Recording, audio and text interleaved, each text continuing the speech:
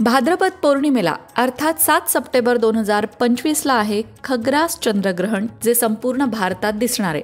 हे चंद्रग्रहण नक्की किती वाजता सुरू होणार आहे, किती वाजता संपणार आहे, त्याचबरोबर चंद्रग्रहणाचे नियम कोणकोणते आहेत, चंद्रग्रहणात कोणत्या गोष्टी अवश्य कराव्या, कोणत्या गोष्टी करू नये, या सगळ्याबद्दल आपण अगदी थोडक्यात जाणून घेणार आहोत. तेव्हा चॅनलला सबस्क्राईब नक्की करा. फेसबुक पेजवरनं व्हिडिओ बघत असाल तर फेसबुक पेजला फॉलो करा. मंडळी, मघाशी म्हटलं तसं 7 सप्टेंबर 2025ला चंद्रग्रहण आहे आणि हे चंद्रग्रहण आहे खग्रास चंद्रग्रहण. खग्रास चंद्रग्रहण म्हणजे असं चंद्रग्रहण ज्यामध्ये पृथ्वीच्या पूर्ण सावलीमुळे चंद्र पूर्णपणे झाकला जातो आणि चंद्र काही काळासाठी गडद रंगाचा किंवा लालसर दिसतो. आता हे चंद्रग्रहण 7 सप्टेंबरला कधी सुरू होणार आहे तर रात्री 9:57 खग्रास चंद्रग्रहणाचा स्पर्श असून मध्यरात्री 1:27 खग्रास चंद्रग्रहणाचा मोक्ष आहे. खग्रास चंद्रग्रहणाचा पर्वकाळ असणारे 3.5 तासांचा.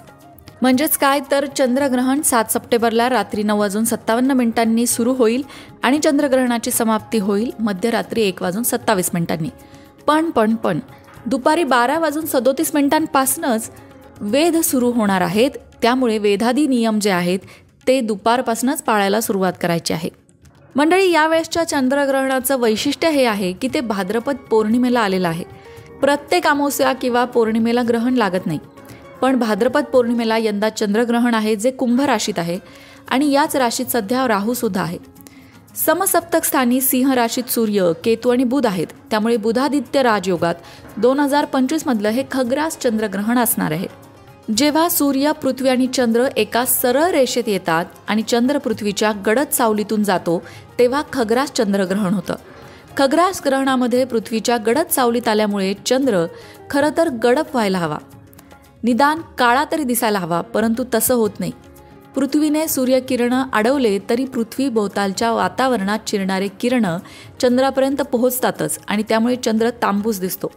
मुख्यतः वातावरणातील बदलामुळे चंद्र काही वेळा पृथ्वीच्या छायेत असूनही चंद्राला ग्रहण लागले आहे की नाही हे सहजी कळू नये इतका तो प्रकाशित दिसतो.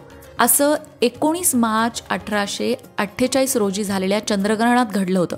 खग्रास चंद्रग्रहणाचा जास्तीत जास्त कालावधी 1 तास 42 मिनिटं असतो. स्पर्शापासून म्हणजे चंद्रग्रहण सुरू झाल्यापासून मोक्षापर्यंत अर्थात ग्रहण सुटेपर्यंत जास्तीत जास्त 3 तास 48 मिनिटं एवढा काळ जाऊ शकतो. चंद्र पृथ्वीभोवती फिरताना पश्चिमेकडून पूर्वेकडे जात असल्यामुळे चंद्रग्रहणात चंद्राचा पृथ्वीच्या सावलीतील प्रवेश अर्थात स्पर्श चंद्रबिंबांच्या पूर्व बाजूकडून होतो, अर्थात मोक्ष चंद्रबिंबाच्या पश्चिम बाजूस होतो. लागोपाठच्या अमावस्येला सूर्यग्रहण होऊ शकतं, परंतु लागोपाठच्या पौर्णिमांना चंद्रग्रहण होऊ शकत नाही. मंडळी, या चंद्रग्रहणाच्या काळामध्ये आपली साधना उजळून घ्यावी. जे मंत्र तुम्हाला माहिती आहेत त्या मंत्रांचा जप अवश्य या चंद्रग्रहणाच्या काळात करावा. त्यामुळे मंत्रांमधील शक्ती जागृत होते. त्याचबरोबर स्तोत्रसुद्धा चंद्रग्रहणाच्या काळात वेगवेगळी म्हणावी. त्या स्तोत्रांमध्ये असणाऱ्या शक्तीचा लाभसुद्धा आपल्याला त्यामुळे होतो.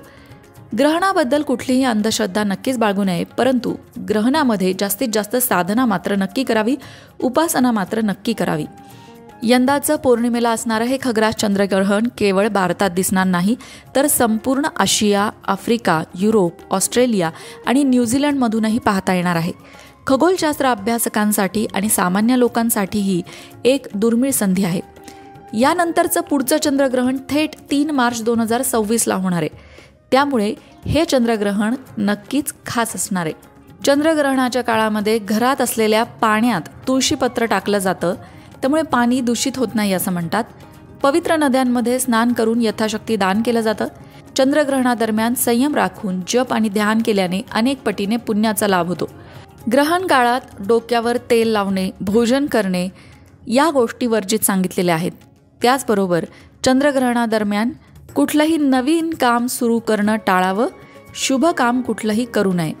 मित्रांनो, चंद्रग्रहणासंदर्भात तुमच्या मनात आणखीन काही शंका असतील तर त्या तुम्ही नक्की कमेंट बॉक्समध्ये विचारा. म्हणजे पुढच्या व्हिडिओमध्ये तुमच्या शंकांची उत्तरं देण्याचा प्रयत्न आम्ही नक्कीच करू. मंडळी, वास्तुशास्त्र, ज्योतिषशास्त्र, अंकशास्त्र यासारख्या विषयांवर तुमच्या मनात काही शंका असतील तर त्या कमेंट बॉक्समध्ये नक्की विचारा. तुमच्या प्रश्नांची उत्तरं घेऊन येण्याचा प्रयत्न आम्ही नक्कीच करू. त्याचबरोबर आणखीन कोणत्या विषयांवरचे व्हिडिओ तुम्हाला ऐकायला आवडतील ते सुद्धा कमेंट करून सांगा. म्हणजे तुम्हाला हव्या असणाऱ्या विषयांवर सुद्धा व्हिडिओ घेऊन आम्ही येऊ. ज्योतिषशास्त्र, अंकशास्त्र, वास्तुशास्त्र यांसारख्या विषयांवरचं योग्य मार्गदर्शन तुमच्यापर्यंत पोहोचवण्याचा आमचा हा प्रयत्न आहे. तेव्हा तुमच्या शंका कमेंट बॉक्समध्ये नक्की विचारा. अशाच प्रकारच्या माहितीपूर्ण व्हिडिओंसाठी लोकमत भक्ती चॅनलला सबस्क्राईब करा आणि बेल आयकॉनवर सुद्धा क्लिक करा, म्हणजे आमच्या नवनवीन व्हिडिओचं नोटिफिकेशन तुम्हाला मिळत राहील. तसंच योग्य आध्यात्मिक मार्गदर्शनासाठी लोकमत भक्तीच्या फेसबुक पेजला फॉलो करायला विसरू नका.